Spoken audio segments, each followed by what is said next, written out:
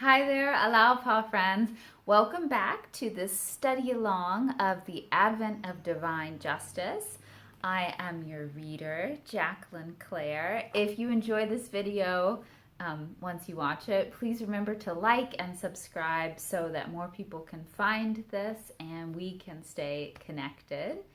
This is a document written in 1938 by Shoghi Effendi, the guardian of the Baha'i faith, to the North American and Canadian Baha'i communities. And if you want to know a little bit more about what it's about, why I'm doing it, please check out the first video linked below.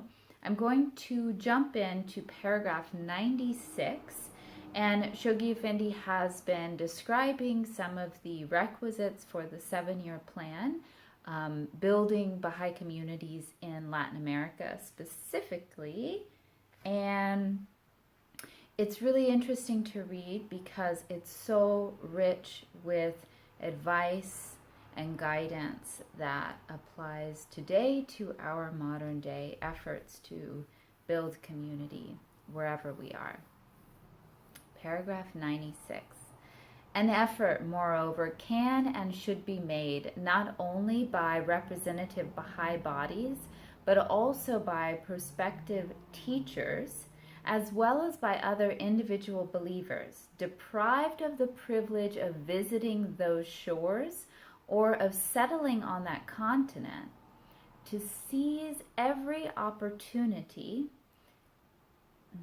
fasting brain, that presents itself to make the acquaintance and awaken the genuine interest of such people who are either citizens of those countries or are in any way connected with them, whatever be their interests or profession. I find that so interesting that he's talking specifically, as I mentioned, to, if you were a Baha'i at this time and you weren't able to go somewhere in Latin America, but you knew people who were from there, to make an effort to befriend them. And so nowadays, with a broader palette, we're not being so specific about one part of the world, but just having an orientation towards other people, and that when we befriend people, we're making connections all over the globe, because each household is such a network, and then the more people you make a genuine connection with, the more connected we all are.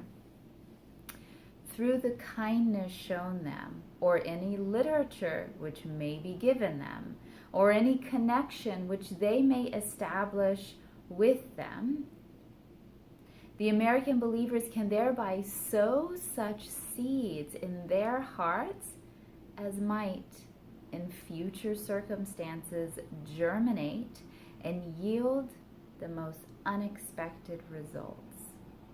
Care, however, should at all times be exercised, lest in their eagerness to further the international interests of the faith, they frustrate their purpose and turn away through any act that might be misconstrued as an attempt to proselytize and bring undue pressure upon them, those whom they wish to win over to their cause. So we must be mindful about those things. Think about that while I turn off my AC. Excuse me.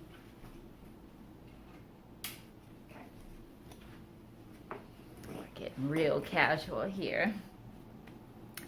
I would particularly direct my appeal to those American believers, sore pressed as they are by the manifold, the urgent, and ever-increasing issues that confront them at the present hour, who may find it possible, whatever be their calling or employment, whether as businessmen, school teachers, lawyers, doctors, writers, office workers, and the like, to establish permanently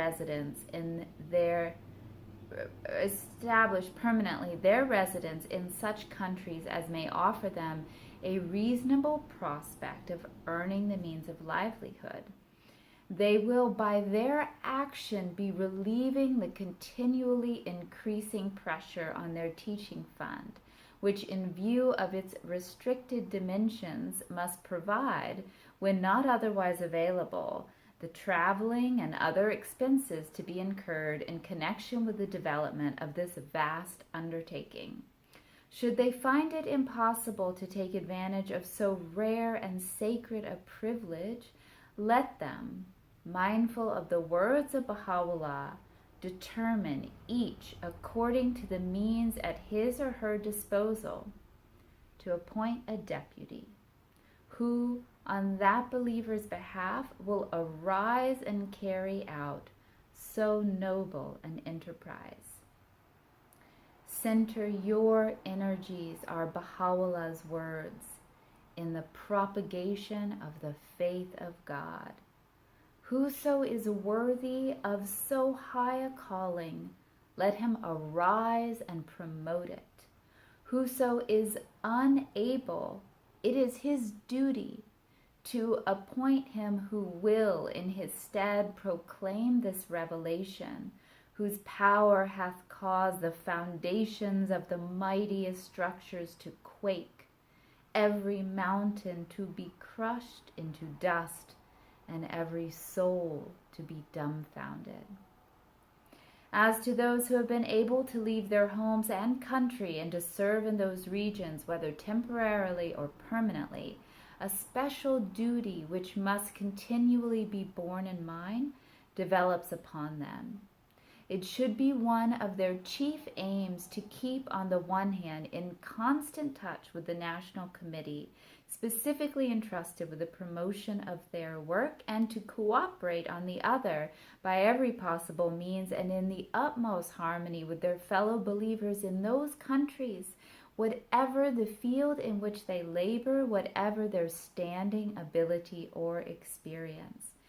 Through the performance of their first duty, they will derive the necessary stimulus and obtain the necessary guidance that will enable them to prosecute effectively their mission, and will also, through their regular reports to that committee, be imparting to the general body of their fellow believers the news of the latest developments in their activities. By fulfilling their other duty, they will ensure the smooth efficiency, facilitate the progress, and avert any untoward incidents that might handicap the development of their common enterprise.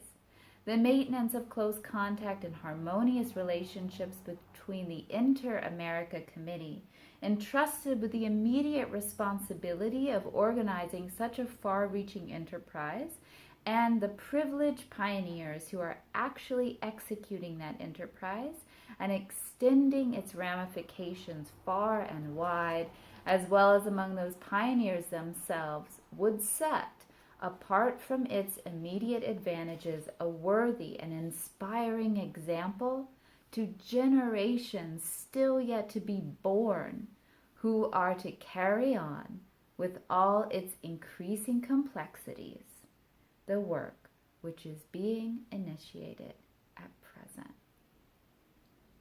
Our work is in many ways far more complex than at that time, but it's exciting to think what groundwork we are laying for the complexities that future generations will have the capacity to handle. So exciting. All right, my friends, that concludes paragraph 98. Please like and subscribe. Go out there and have a beautiful day in this amazing day and age.